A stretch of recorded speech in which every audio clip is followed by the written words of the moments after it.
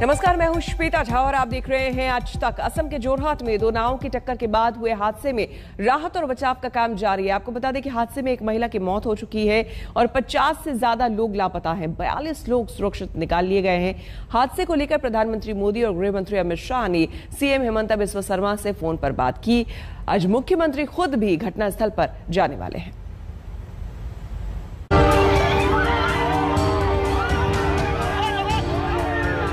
जब नाव का आखिरी सिरा भी पानी में डूबने लगा तो जान बचाने के लिए नदी में लगाई छलांग।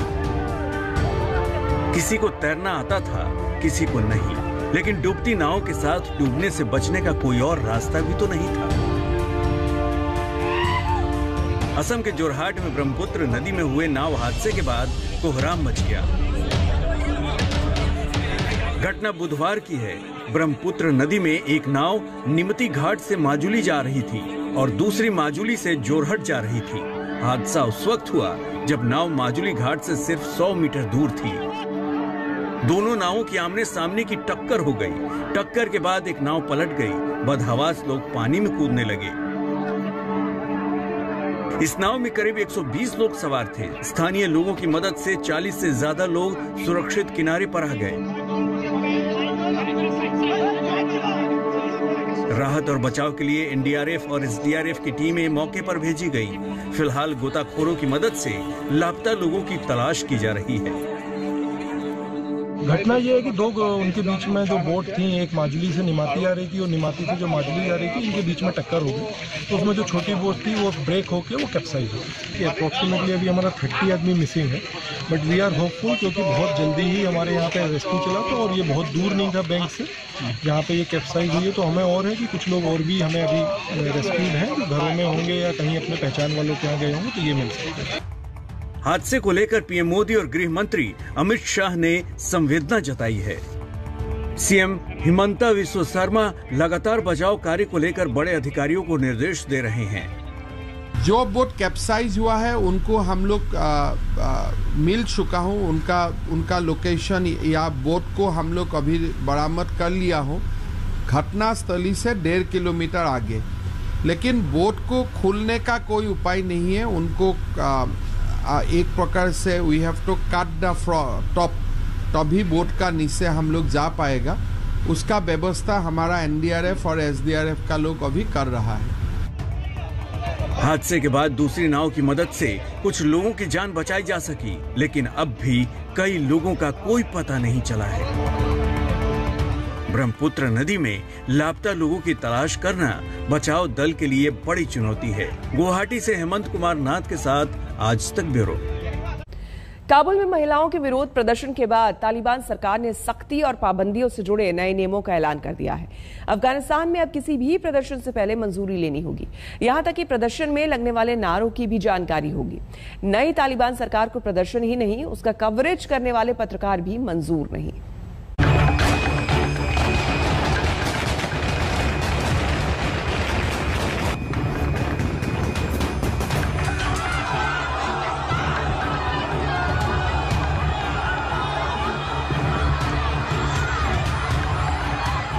ये अपने हक के लिए सड़क पर उतरी अफगानी महिलाओं के हौसले की तस्वीर है।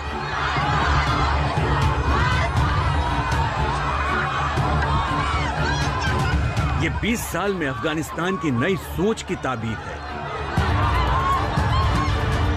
हथियारबंद तालिबानी लड़ाकों से पटे काबुल में निहत्थी महिलाओं का हुजूम सड़क पर उतरा तो इनकी आवाज को कुचलने की कोशिश कैसे हुई, ये पूरी दुनिया ने देखा। अंधाधुंध फायरिंग से भी इस आवाज को दबाया नहीं जा सका। अफगानिस्तान की नई सरकार को विरोध की ये नई आवाज चुभ गई। गृह मंत्री हक्कानी ने अविरोध प्रदर्शन को लेकर सख्त नियमों का ऐलान कर दिया है। अफगानिस्तान के गृह मंत्रालय की तरफ से जारी किए गए नए नियमों के मुताबिक किसी भी प्रदर्शन से पहले न्याय मंत्रालय से इजाजत लेनी होगी। प्रदर्शन का मकसद क्या है और प्रदर्शन के दौरान क्या नारे लगाए जाएंगे, इसकी भी मंजूरी लेनी होगी। प्रदर्शन कहां होगा, किस वक्त होगा, जैसी सभी जानकारियां सुरक्षा एजेंसियों को बतानी होंगी। प्रदर्शन के बारे में कम से कम 24 घंटे पहले सुरक्षा एजेंसियों को जानकारी देनी होगी। इन नियमों का उल्लंघन करने पर कानूनी कार्रवाई की जाएगी।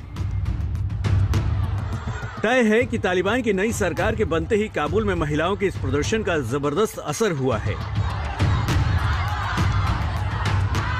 इस प्रदर्शन की कवरेज करने वाले पत्रकारों की पिटाई की कुछ तस्वीरें भी सामने आई हैं। टोलो न्यूज के मुताबिक तालिबान ने काबुल के एक दैनिक अखबार के 5 पत्रकारों को गिरफ्तार किया। तालिबान प्रशासन का कहना है कि मीडिया को उसी हद तक काम करने की इजाजत है जब तक वो इस्लामिक मूल्यों का आदर करता है। तालिबानी सुरक्षा बलों ने कई पत्रकारों के कैमरे छीन लिए और धमकी देते हुए कहा कि प्रदर्शन की खबर दिखाना अब गैर कानूनी हो गया है। तालिबान ने सत्ता में आते ही बयान जारी कर खुद को महिलाओं के अधिकार का हिमायती बताया था। यहाँ तक कि कुछ शर्तों के साथ पढ़ने लिखने और काम करने की आजादी देने का भी ऐलान किया था। Afforded all their rights, whether it is in work or other activities, because women are a key part of society, and we are guaranteeing all their rights within the limits of Islam. लेकिन हकीकत यही है कि महिलाओं की आजादी का दायरा बदल चुका है। काबुल में महिलाओं के कैफे से लेकर ब्यूटी पार्लर बंद होने लगे। कॉलेज की क्लास में लड़के लड़कियों के बीच पर्दा लग गया। अमेरिका की वापसी के ऐलान के बाद अफगानिस्तान की सेना तालिबान के रास्ते से हटती चली गई। तब किसने सोचा था कि उसी अफगानिस्तान की महिलाएं बेखौफ होकर सड़कों पर निकल आएंगी। तालिबान दुनिया के सामने 20 साल पहले वाली छवि से अलग दिखने का दावा कर रहा है और उसके सामने 20 साल बाद वाला अफगानिस्तान नई चुनौती बनकर खड़ा है। आज तक ब्यूरो। अफगानिस्तान के पाकिस्तान परस्त आतंकियों का एक असाइनमेंट पूरा हो गया है, लिहाजा पाकिस्तानी खुफिया एजेंसी ISI अब अपने ओरिजिनल प्लान पर जोरदार वापसी की तैयारी कर रही है। भारत के खुफिया एजेंसियों को मिले अलर्ट के मुताबिक कश्मीर में आतंक के लिए ISI ने IS खुरासान प्लान तैयार किया है। इस प्लान के तहत पिछले महीने अफगानिस्तान की जेल से छूटे IS खुरासान के आतंकी POK के आतंकी लॉन्च पैड तक पहुंचाए जा सकते हैं। ISI किस तरह कश्मीर को लेकर नए सिरे से डर्टी गेम खेलने की तैयारी में है, इसकी एक्सक्लूसिव रिपोर्ट देखिए।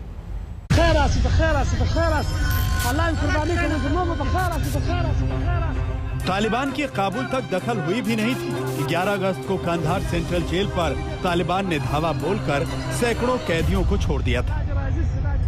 छोड़े गए कैदियों में IS खुरासान के आतंकवादी भी थे।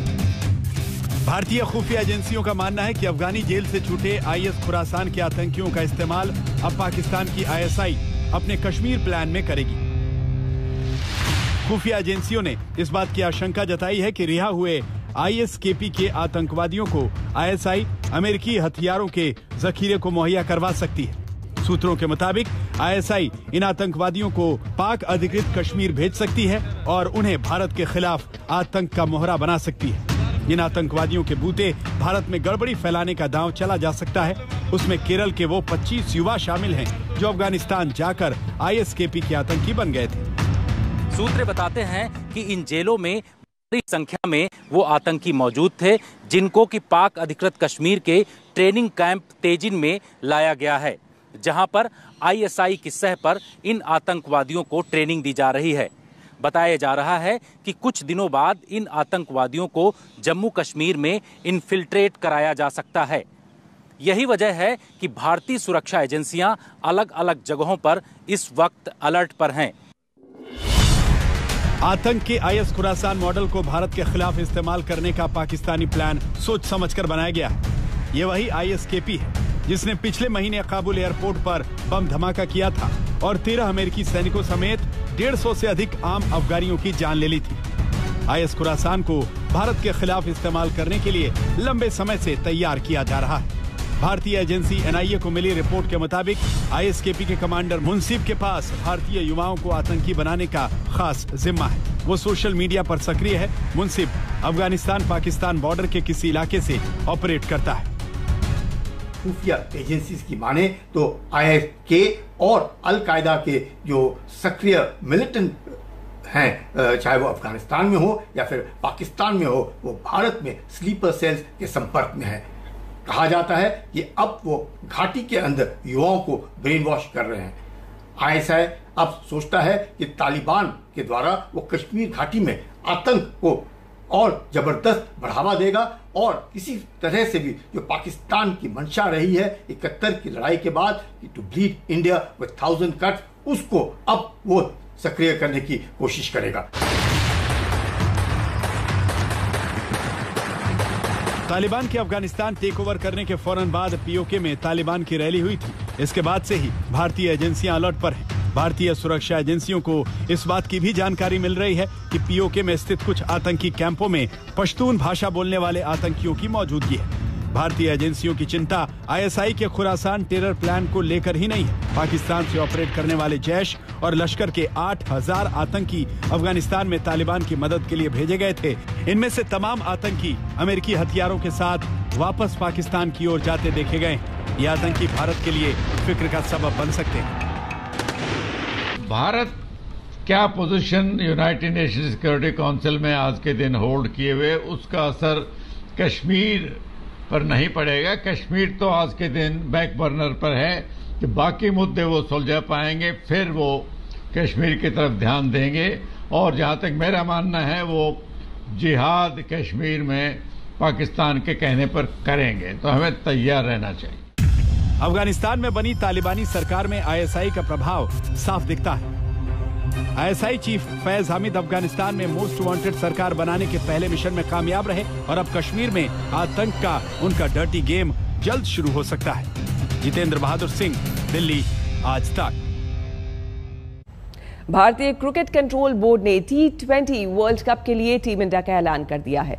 इस बार T20 वर्ल्ड कप के लिए बीसीसीआई ने महेंद्र सिंह धोनी को इंडिया के मेंटोर की भूमिका के लिए चुना है। धोनी आईसीसी की तीनों मेजर ट्रॉफी जीतने वाले इकलौते कप्तान हैं।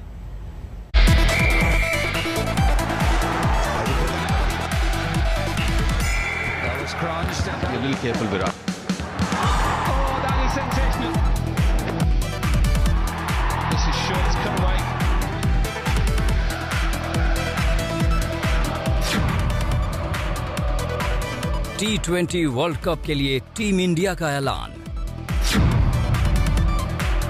MS धोनी करेंगे टीम को मोटिवेट करने का काम।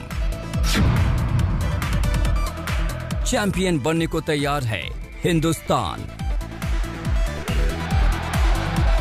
क्रिकेट के फटाफट फॉर्मेट यानी T20 के महाकुंभ के लिए टीम इंडिया का ऐलान कर दिया गया है।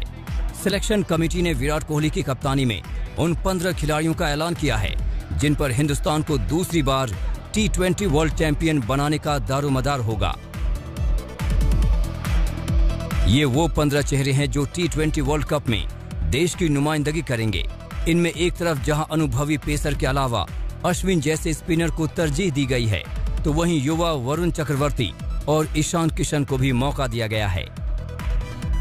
हमने अभी देखा था कि फरवरी में जब इंग्लैंड की टीम इंडिया आई थी तो कोहली ने ओपन की थी बैटिंग, तो शायद वो ओपन करेंगे और राहुल को नंबर 4 या 5 पर उनको जगह दी जाएगी।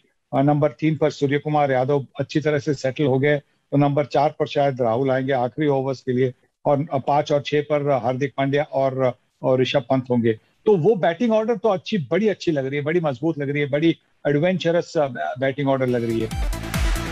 इन 15 चेहरों के अलावा टीम इंडिया के ऐलान में जिस सबसे बड़े नाम ने धूम मचाई है वो है MS धोनी का।